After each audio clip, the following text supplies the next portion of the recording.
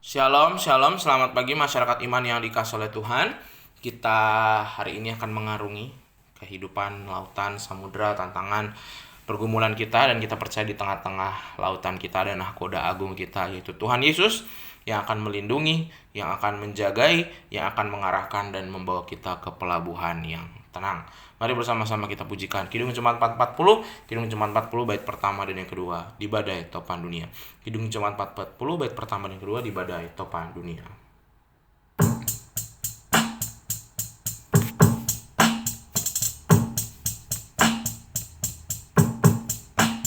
Di badai topan dunia, Tuhanlah perlindunganmu. Kendati goncang semesta, Tuhanlah perlindunganmu. Ya Yesus, gunung batu di dunia, di dunia, di dunia. Ya Yesus, gunung batu di dunia, tempat berlindung yang teguh. Baik siang maupun malam, Tuhanlah perlindunganmu. Niscaya takut mulanya, Tuhanlah perlindunganmu. Ya Yesus, gunung batu di dunia, di dunia, di dunia. Ya Yesus, gunung batu di dunia, tempat berlindung yang teguh. Mari kita berdoa. Ya Tuhan, Engkaulah gunung batu kehidupan kami, dan kami percaya bahwa hari ini kami akan dipelihara oleh firman-Mu, dan biarlah kami boleh mengerti dan memahami setiap bagian dari firman Tuhan yang kami baca hari ini. Kami serahkan, hanya dalam nama-Mu kami berdoa dan bersyukur. Amin. Bersama-sama kita buka Imamat 17 ayat 1 sampai 9. Imamat 17 ayat 1 sampai 9. Imamat 17 ayat 1 sampai 9 akan menjadi bacaan kita. Imamat 17 ayat 1 sampai 9. Dengarkanlah sabda Tuhan. Tuhan berfirman kepada Musa, "Berbicaralah kepada Harun dan kepada anak-anaknya dan kepada seluruh orang Israel, dan katakan kepada mereka, inilah firman yang diperintahkan Tuhan.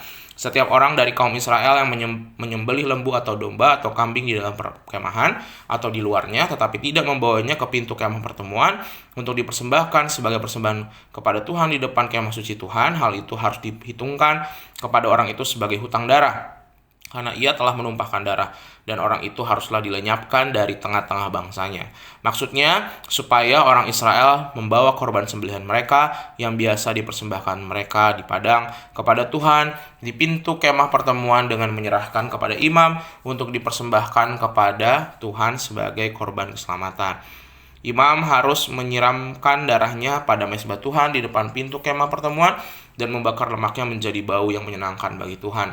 Janganlah mereka mempersembahkan lagi korban mereka kepada jin-jin, sebab menyembah jin-jin itu adalah zina. Itulah yang harus menjadi ketetapan untuk selama-lamanya bagi mereka turun-temurun.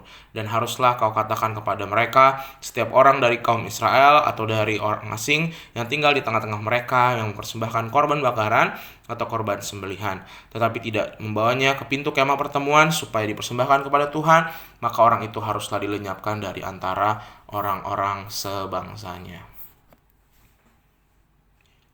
Bapak Ibu Saudara, memburu harta untuk dinikmati sepuasnya dalam setiap kesempatan yang ada menjadi pesan kebanyakan motivator-motivator bisnis zaman ini. Menggunakan harta dalam kepuasan kadang-kadang itu jadi mengikis sikap yang benar terhadap bagaimana sikap seseorang tuh terhadap harta. Harta tuh menjadi tolak ukur kepuasan hidup kalau itu terus-menerus dilakukan. Nah, Bapak Saudara, perikop yang kita baca hari ini menjelaskan tentang bagaimana lembu, domba, kambing yang adalah milik, yang adalah kebanggaan. Pada masa sebelum orang Israel itu, orang-orang punya ternak itu sebuah kebanggaan gitu ya. Karena ternak-ternak ini lebih banyak sebenarnya dijual kepada orang lain sebelum dikonsumsi secara sendiri.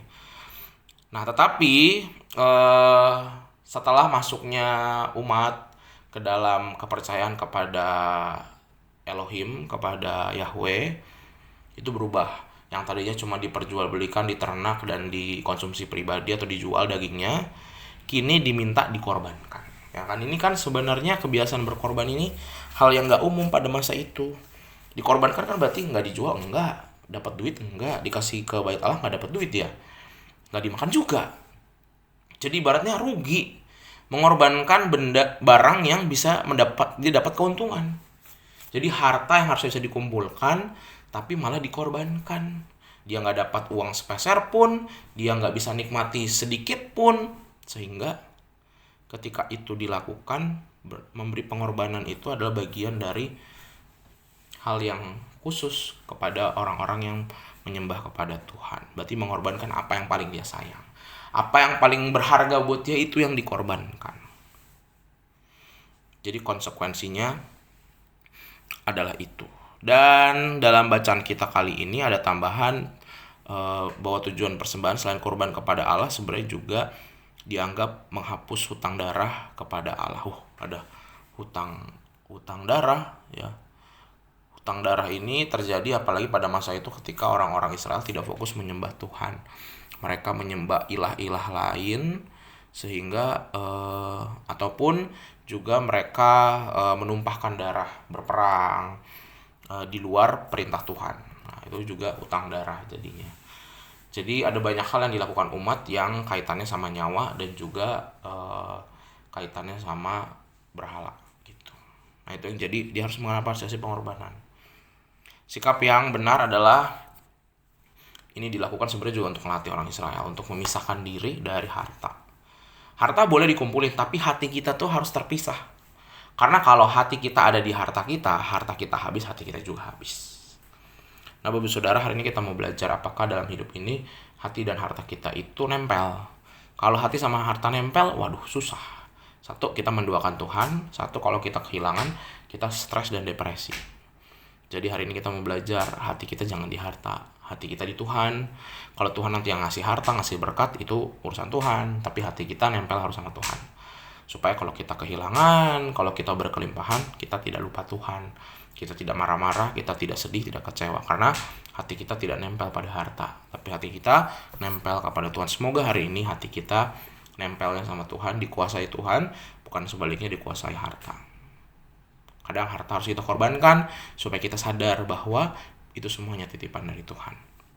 Tuhan mampukan kita untuk fokus padanya dalam pekerjaan, dalam keluarga, dalam pelayanan. Tuhan mampukan kita. Amin. Mari kita berdoa.